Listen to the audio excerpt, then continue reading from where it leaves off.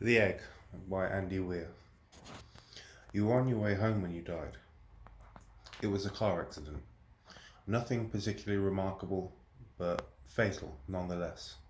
You left behind a wife and two children. It was a painless death. The EMTs tried their best to save you, but to no avail. Your body was so utterly shattered, you were better off, trust me. And that's when you met me. What? What happened? You asked. Where am I? You died, I said matter-of-factly. No point in mincing words. There was a truck, and it was skidding. Yep, I said. I died? Yep, but don't feel about it. Everyone dies, I said. You looked around. There was nothingness, just you and me. What is this place? You asked. Is this the afterlife? More or less, I said. Are you God? You asked. Yep, I replied. I'm God. My kids? My wife? You said. What about them? Will they be alright? That's what I like to see, I said. You just died and your main concern is for your family.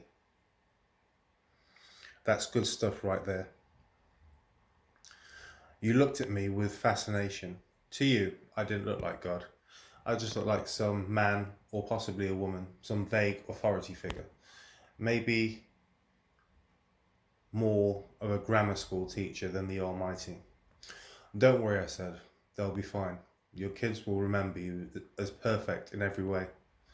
They didn't have time to grow contempt for you. Your wife will cry on the outside, but will secretly be relieved. To be fair, your marriage was falling apart.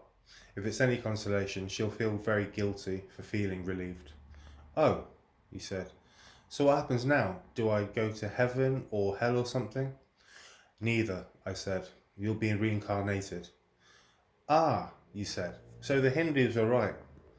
All religions are right in their own way, I said. Walk with me. You followed along as we strode through the void. Where are we going? Nowhere in particular, I said. It's just nice to walk while we talk. So, what's the point then, you asked? When I get reborn, I'll just be a blank slate, right? A baby. So all my experiences and everything I did in this life won't matter. Not so, I said. You have within you all the knowledge and experiences of your past lives. You just don't remember them right now. I stopped walking and took you by the shoulders. Your soul is more magnificent, beautiful and gigantic than you can possibly imagine. A human mind can only contain a fraction of what you are. It's like sticking your finger in a glass of water to see if it's hot or cold. You put a tiny part of yourself into the vessel, and when you bring it back out, you've gained all the experiences it had. You've been human for the last 48 years, so you haven't stretched out yet and felt the rest of your immense consciousness.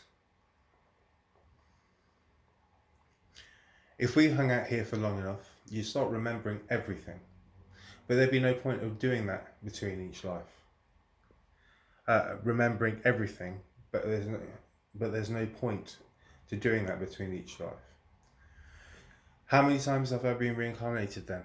Oh, lots and lots, and in lots of different lives, I said. This time you'll be a Chinese peasant girl in 540 AD. Wait, what? You stammered. You're sending me back in time? Well, I guess technically time as you know it only exists in your universe. Things are different where I'm from. Oh sure, I come from somewhere else, and there are others like me. I know you'll want to know what it's like there, but honestly, you wouldn't understand. Oh, you said, a little let down. But wait, if I get reincarnated to other places in time, I could have to interact with myself at some point. Sure, happens all the time. And with both lives only aware of their own lifespan, you don't even know it's happening. So what's the point of it all? Seriously, I asked. Seriously, you're asking me for the meaning of life. Isn't that a bit stereotypical? Well, it's a reasonable question, you persisted. I looked you in the eye. The meaning of life, the reason I made this whole universe, is for you to mature. You mean mankind? You want us to mature? No, just you. I made this whole universe for you. With each life you grow and mature and become a larger and greater intellect. Just me? What about everyone else? There is no one else, I said. In this universe, there's just you and me. You stared blankly at me. But all the people on Earth, all you, different incarnations of you. Wait, I'm everyone. Now you're getting it, I said with a congratulatory slap on the back. I'm every human being that's ever lived, or will ever live. I'm Abraham Lincoln. And you're John Wilkes Booth too, I added. I'm Hitler, he said appalled. And you're the millions he killed. I'm Jesus. And you're everyone who followed him. You felt silent. Every time you victimize someone, I said, you're victimizing yourself. Every act of kindness you've done to yourself. Every happy and sad moment ever experienced by any human was or will be experienced by you. You thought for a long time. Why, you asked me? Why do all this? Because someday you'll become like me. Because that's what you are. You're one of my kind. You're my child. Whoa, you said incredulously. You mean I'm a god? No, not yet. You're a fetus. You're still growing. Once you've lived every human life throughout all time, you will have grown enough to be born.